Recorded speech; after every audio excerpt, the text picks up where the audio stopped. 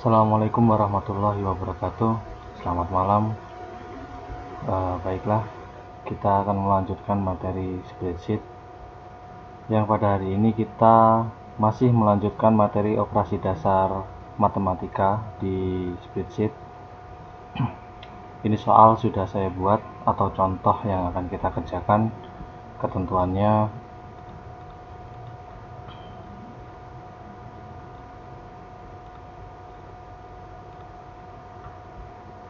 jadi hari ini kita akan mencoba menghitung daftar gaji karyawan dengan jam kerja dan jam lembur yang sudah ditentukan dari soal. Kemudian aturannya juga sudah dibuat. Kira-kira seperti ini aturannya. Untuk mencari upah kerja kotor, kita menghitung dari jam kerja kali 25.000. Oke. Kita langsung ke upah kerja kotor di sini. Nah, upah kerja kotor itu jam kerja dikali 25.000, yang berarti jam kerja ini dikalikan 25.000. Caranya seperti biasa, kalau pakai rumus di Excel ataupun spreadsheet, kita sama dengan dulu sel yang kita tuju dikalinya pakai bintang 25.000. Udah ketemu, kita langsung tarik aja dari atas ke bawah. Insya Allah kan sama, hasilnya juga benar kalau mau dihitung satu persatu. Upah lembur jam lembur dikali 30.000, sama aja. Ini jam lembur di sini sama dengan jam lembur dikali 30.000. Langsung kita tarik saja. Total upah upah kerja plus upah lembur. Total upah ini dapat dari upah kerja ditambah upah lembur, yang berarti kalau mencari ini dijumlah secara kasat mata.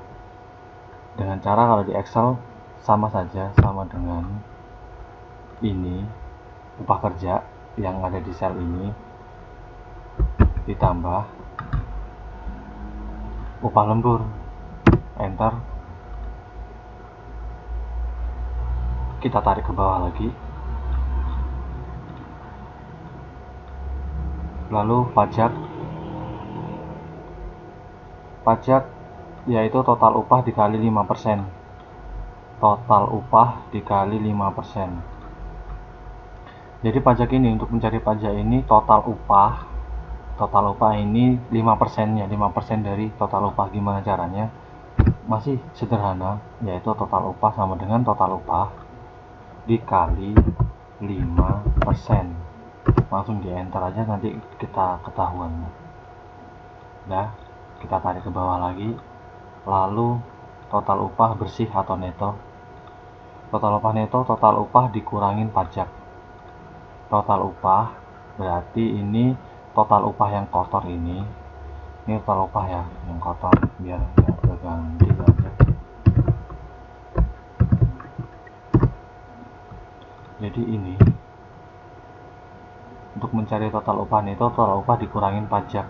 Jangan kebalik ya, berarti total upah dikurang atau minus pajak. Nanti kalau pajaknya duluan jadinya total upahnya minus. Jangan kebalik. Nah, seperti itu kira-kira caranya untuk melakukan perhitungan dasar di Excel ataupun spreadsheet dengan ketentuan atau keterangan yang sudah dibuat di soal. Kita nggak bisa ngarang sendiri. Nah, ini gimana Pak biar caranya? Ini kan ngomongin duit dalam rupiah. Nah, ini kita rubah menjadi format rupiah. Caranya di blok, lalu kita pencet klik kanan, format sel.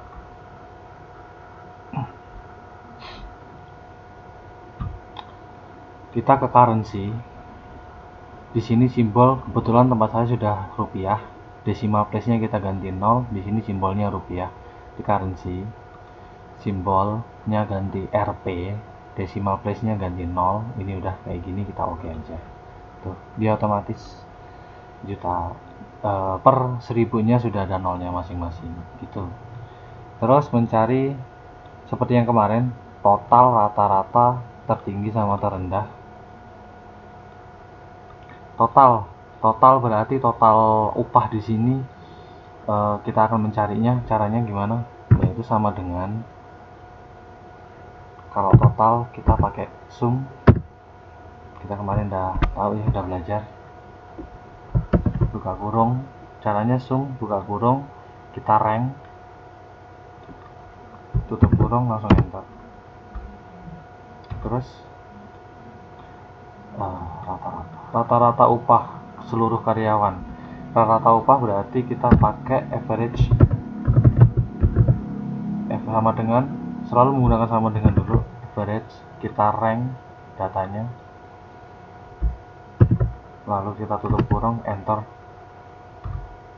Terus upah tertinggi, upah terendah. Upah tertingginya sama dengan max, kita drag lagi, selalu kita drag, tutup kurung, enter. Ini pakai min,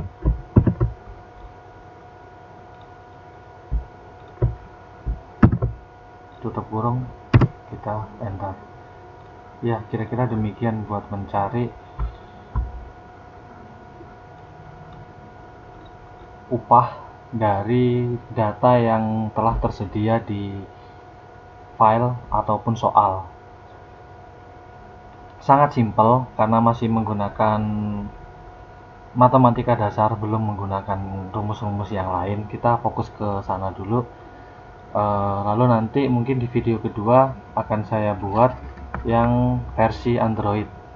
Ini saya buat versi yang Windows dulu biar semuanya paham, karena kita suatu hari praktikum kita akan memakai Windows. Oke, sepertinya itu saja kesimpulannya.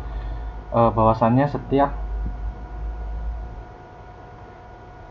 transaksi ataupun setiap kita mau menghitung menggunakan Excel itu selalu didahulukan dengan sama dengan. Kita perhatikan di formula bar ini nggak bisa di zoom. Di formula bar ini selalu menggunakan sama dengan dulu, baru ya salah.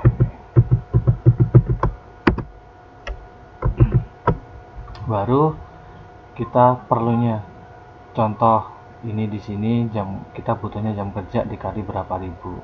Ini juga sama aja, ini juga sama aja, selalu menggunakan sama dengan, nggak ada yang lain. Kalau untuk ini karena kita menggunakan fungsi, setelah dia sama dengan, kita menggunakan fungsi yang disediakan dengan bahasa yang kita harus hafal, kayak sum, average, min, max. Mungkin yang lain nanti if, conif, lookup, vlookup. Mungkin seperti itu materi yang bisa saya sampaikan untuk versi Windows. Demikian, terima kasih. Mohon maaf bila ada kesalahan. Wassalamualaikum warahmatullahi wabarakatuh.